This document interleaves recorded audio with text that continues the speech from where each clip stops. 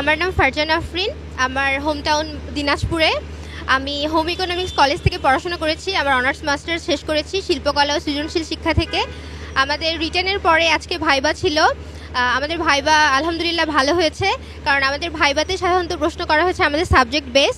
যেহেতু আমাদের home economics কলেজে 5টা বিষয় পড়ানো হয়, ফুড অ্যান্ড নিউট্রিশন, তারপরে ক্লোথিং টেক্সটাইল, শিল্পকলা, গৃহ ব্যবস্থাপনা, তো এসবের মধ্যে থেকেই প্রশ্ন করেছে। তো আমার সাবজেক্ট শিল্পকলা যেহেতু ছিল, শিল্পকলা কাকে বলে, শিল্পকলার নীতি, তারপরে শিল্পকলার নীতি কিভাবে ব্যবহৃত হয়, তারপরে পুষ্পসজ্জা থেকে ইকেবানা থেকে প্রশ্ন করেছিল।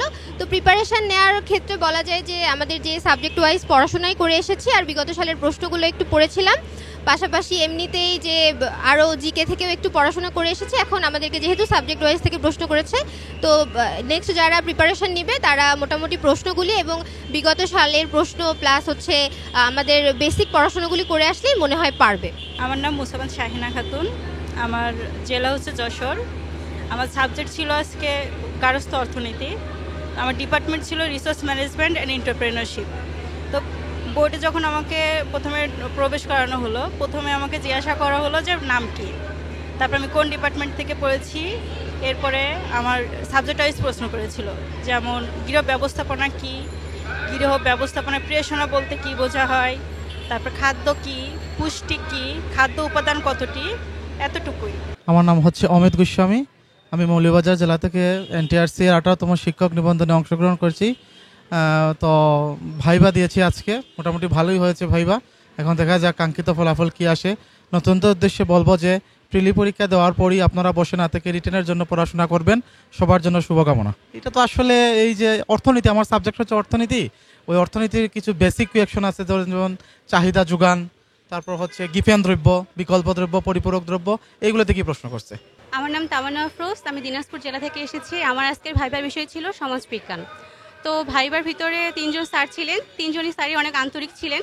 আমাকে প্রথমত প্রশ্ন করা হয়েছিল যে হচ্ছে আপনি আপনার সবথেকে ফেভারিট টিচারকে, নাম কি এবং কি কারণে আপনি তাকে পছন্দ করেন। দ্বিতীয়ত প্রশ্ন করা হয়েছিল যে আপনি যৌথ পরিবারকে বর্তমানে যৌথ পরিবারগুলো ভেঙে যাচ্ছে, এর ভেঙে যাওয়ার কারণ কি। এরপরে জিজ্ঞাসা করা হয়েছিল যে টেকসই উন্নয়ন এটা কী ছিল, এর লক্ষ্য কী, উদ্দেশ্য কী, এই বিষয়গুলোকে নিয়ে বিস্তারিত আলোচনা করেন। আর আমার জিজ্ঞাসা করেছিল যে আপনি যে টিচার হবেন, বাচ্চাদেরকে লেখাপড়ার পাশাপাশি কী বিষয়ে আপনি আরও এক্সট্রা কারিকুলাম কী আছে, মানে আপনার কোন কারিকুলামের প্রতি আকৃষ্ট হয়ে বাচ্চা কাচ্চারা লেখাপড়ার পাশাপাশি আরও বেশি আগ্রহী হবে, এই সাধারণ বিষয়গুলো আমাকে প্রশ্ন করা হয়েছিল। আমার নাম মাকসুদা আক্তার। আমি ঢাকা জেলা থেকে আসছি। আজকে ছিল আমাদের গার্হস্থ্য অর্থনীতি ডিপার্টমেন্ট থেকে ভাইবা। তো আমার ভাইবা আলহামদুলিল্লাহ ভালো হয়েছে এবং আমাকে আমার সাবজেক্টের উপরেই সকল কোশ্চেন করা হয়েছে এবং আমি আমার ভাইবার জন্য নিজ থেকেই প্রিপারেশন নিয়েছি, যা আমি এতদিন শিখে আসছি সেগুলো থেকেই মূলত কোশ্চেন রিলেটেড ছিল এবং সেগুলো জিজ্ঞেস করছে, যেমন শিল্প উপাদান কী বা গার্হস্থ্য অর্থনীতি কী বা রং কী, রঙের উপাদানগুলো কী কী, বা গৃহকে কিভাবে সাজানো যায়, এই জাতীয় যত কোশ্চেন ছিল। সো আমার রিলেটেড সাবজেক্ট থেকে আমার কোশ্চেনগুলো করা হয়। আমি অনিন্দিতা মজুমদার। আমি হোম ইকোনমিক্স থেকে ভাইবাটা দিতে এসেছি। আমার subject art and creative studies. এখানে সাবজেক্ট রিলেটেডই কোশ্চেন হয়, যেমন আমাকে ধরেছে যে আমার শিল্পকলা কাকে বলে, বর্ণচক্র কী, এগুলোই।